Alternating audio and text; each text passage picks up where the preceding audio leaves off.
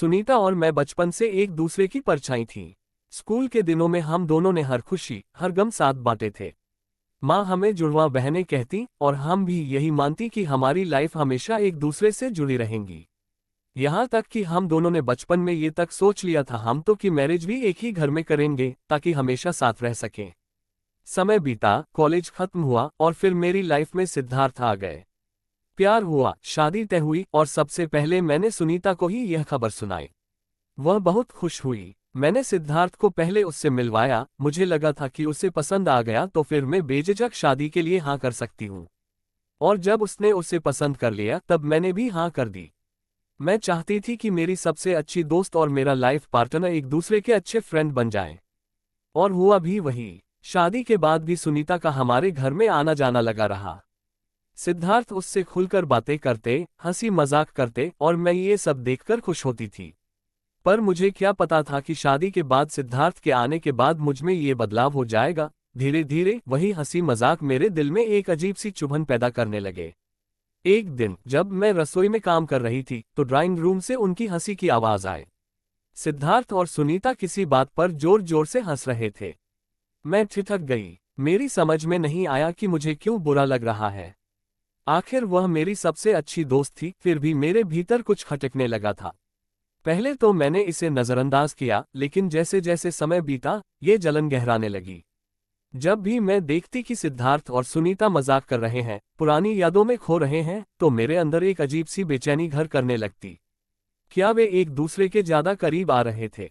क्या मैं उनके बीच फालतू महसूस कर रही थी? ये सब सोचकर मैं खुद पर झुंझला जाती। फिर एक दिन सुनीता का जन्मदिन आया। उसने मुझे पार्टी में बुलाया, लेकिन मैंने बहाना बना दिया। मैं जानती थी कि सिद्धार्थ जरूर जाएगा। रात को जब सुनीता के साथ सिद्धार्थ लौटे तो मैं अपने अंदर के गुस्से को रोक नहीं पाई। गुस्से में कहा, मुझे लगता है तुम्हारी पत्नी में नहीं यह है, मुझसे ज्यादा तो तुम उसके साथ समय बिताते हो। वो दोनों मेरी यह बात सुनकर दंग रह गए। सुनीता को पता था कि मैंने यह मजाक में नहीं कहा। वो बिना कुछ कहे चुपचाप वहां से चली गई। सिद्धार्थ को मेरी बात से बहुत दुख हुआ। उन्होंने पहली बार मुझसे ऊंची आवाज में कहा, तुम्हें पता भी है तुम क्या कह रही हो? सुनीता तुम्हारी सबसे अच्छी दोस्त है।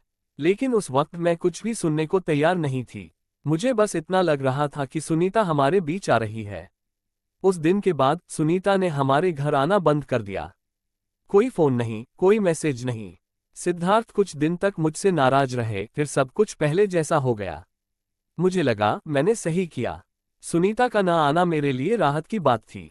करीब 1 साल बीत गया। मैं अपनी लाइफ में बिजी थी। इस दौरान ना कभी सिद्धार्थ ने ना मैंने कभी सुनीता के बारे में बात की, ना ही उसका फोन आता था।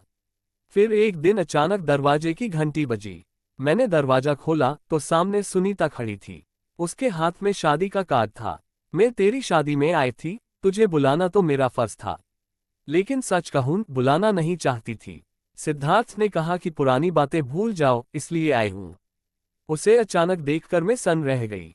कुछ कह नहीं पाए। फिर उसने एक हल्की मुस्कान के साथ कहा, शायद अब शादी के बाद तुझे पता चले कि उस वक्त तू क्या सोच रही थी। वह जा रही थी, लेकिन मैंने उससे रोका और गले लगाया। उसने भी ज्यादा समय नहीं लगाया मानने में। मेरे साथ बैठकर फिर बहुत बातें की। अब उसकी शादी में खूब धमाल मचाने वाली हूं। सुनीता ने और मेरे पति ने मुझे समझा। उन्हें लगा कि ऐसी बातें किसी के मन में भी उठ सकती है। अगर हमें रिश्ते बचाने और निभाने होते हैं, एक दूसरे को अच्छे से समझना होता है, चाहे वो दोस्ती हो या प्यार। आपको ये कहानी कैसी लगी हमें कमेंट कर जरूर बताएं। इसी तरह की अच्छी कहानियां आप यहाँ पर पढ़ सकते हैं। यहाँ उपस्थित शिक्षाप्रद कहानियां आपका मनोरंजन करने के साथ दिशा भी देंगी। तो बने रहिए हमारे साथ और हमारे प्रयास को सफल बनाएं।